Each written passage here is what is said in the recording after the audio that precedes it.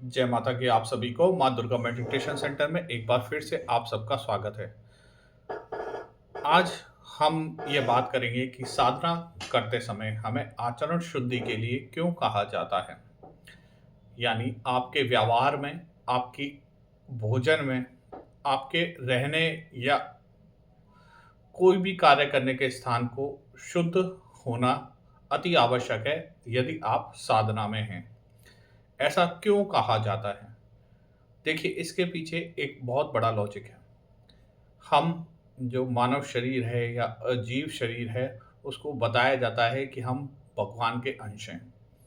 जैसे भगवान अपनी सृष्टि क्रिएट की है, भगवान ने सृष्टि क्रिएट की है, उसका पालन करते हैं और संहार भी करते हैं, वैसे ही वही क्षमताएं हम मनुष्यों में भी होती हैं।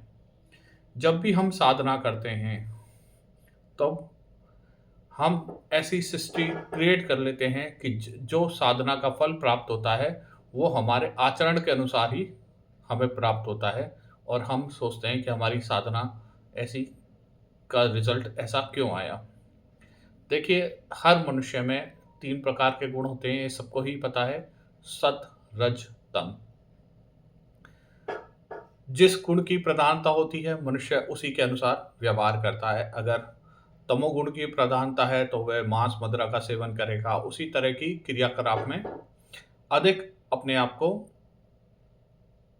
ढाल लेगा, या उसी प्रकार की क्रियाएं वो ज़्यादा करेगा, या उसका जो दैनिक दिनचर्या है इस तमोगुणी होगी। अगर राजसी है, राजसी है, तो वो भोग विलास में ज़्यादा रहेगा, और राजा जैसे जिस प्रकार राजा का जीवन होता है उसी तरह का उसकी दैनिक दिनचर्या होगी। अगर सत्गुणी हैं तो उसकी एक साधु संत की तरह दिनचर्या होगी, चाहे वो कहीं भी रहे। ठीक है। तो अब जब इन तीनों के गुणों की तीनों गुण हर मनुष्य में पाए जाते हैं, अब उस जिस गुण की प्रधानता होती है वो उसके अनुसार ही व्यवहार करता है। जब हम साधना में होते हैं और हम अपने गुणों के अनुसार व्यवहार करते हैं, तो हम वही सोचते हैं, वही करते हैं जो हमारे गुणों की प्रधानता होती है, और उससे हमारी जो ऊर्जाएं होती हैं उनकी भी उनमें भी उसी गुण की प्रधानता हो जाती है। अब जब ऊर्जा में उस गुण की प्रधानता होगी तो जो भी रिजल्ट आएंगे वो उस गुण के अकॉर्डिंग ही आपको प्राप्त होंगे। इसलिए जब भी साधना करते हैं तो लोगों से यह कहा जाता है कि आप सात्विक रहिए, सात्विक रहिए। बार बार कहा जाता है कि सात्विक रहिए। क्यों कहा जाता है? क्योंकि आपकी जो ऊर्जा है वो सात्विक होंगी तो आपको रिजल्ट भी सात्विक ही प्राप्त होंगे। और उन ऊर्जाओं से, अगर आप सात्विक ऊर्जाओं से जो कोई भी कार्य करते हैं, या जो भी वो सात्विक ऊर्जाएं जो भी आपके जीवन में परिवर्तन लाती हैं, वो सात्विक ही लाएंगी, जो आपको ईश्वर की ओर अग्रसर करेंगे।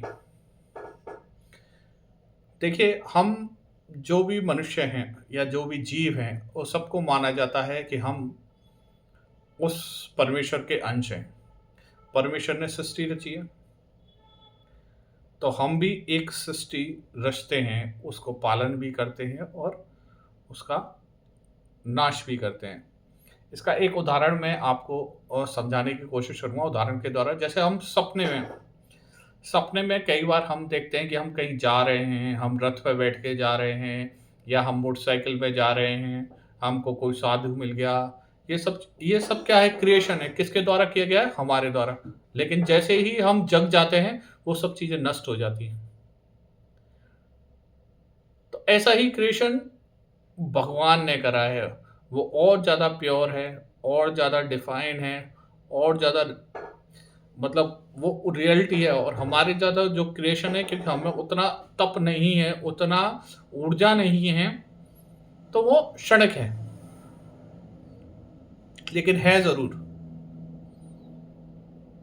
तो जैसी आपकी ऊर्जा होती है, आप वैसी ही सृष्टि की रचना करते हैं।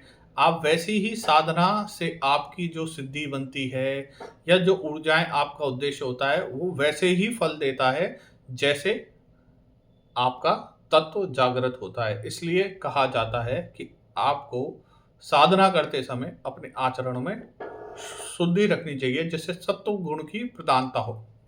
अगर सत्व गुण की प्रधानता होगी तो सात्विक शक्ति का जन्म होगा, और सात्विक शक्ति या सात्विक ऊर्जा आपके दिनचर्या में, आपकी व्यावहारिक जीवन में सात्विक ही बदलाव लाएगी। अगर तमोगुणी ऊर्जा आई तो वो तमोगुणी बदलाव लाएगी। अगर राशि हुई तो वो राशि बदलाव लाएगी।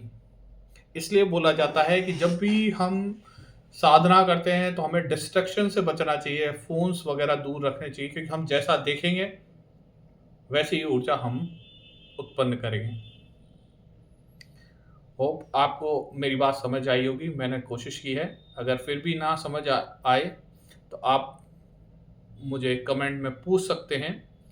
तब तक के लिए धन्यवाद। जय माता दी।